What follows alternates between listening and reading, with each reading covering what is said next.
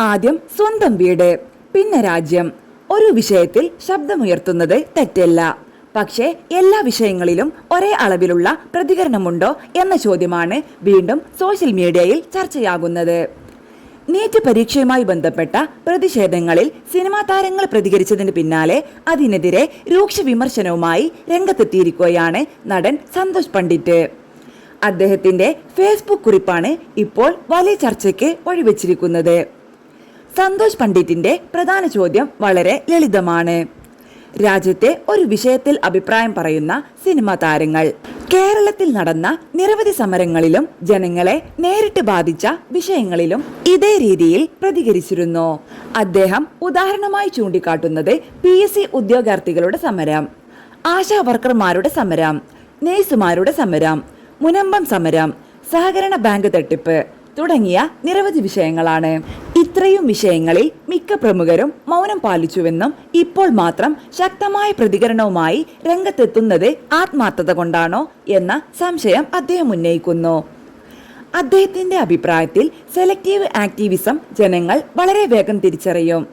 ചില വിഷയങ്ങളിൽ മാത്രം ശബ്ദമുയർത്തുകയും മറ്റു ചില വിഷയങ്ങളിൽ പൂർണ്ണ മൗനം പാലിക്കുകയും ചെയ്യുമ്പോൾ ആ പ്രതികരണത്തിന്റെ വിശ്വാസ്യത തന്നെ ചോദ്യം ചെയ്യപ്പെടുമെന്ന് അദ്ദേഹം പറയുന്നു.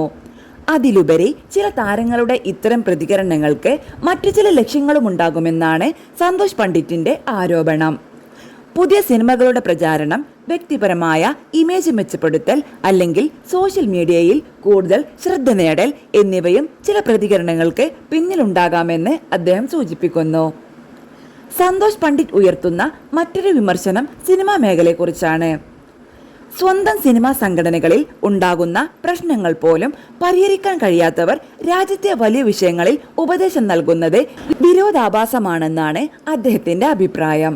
ആദ്യം സ്വന്തം മേഖലയിലെ പ്രശ്നങ്ങൾ പരിഹരിക്കാനുള്ള ആത്മാർത്ഥത കാണിക്കണമെന്നും അതിനുശേഷമാണ് സമൂഹത്തെ നയിക്കുന്ന രീതിയിലുള്ള പ്രസ്താവനകൾ കൂടുതൽ വിശ്വാസ്യത നേടുകയെന്നും അദ്ദേഹം പറയുന്നു.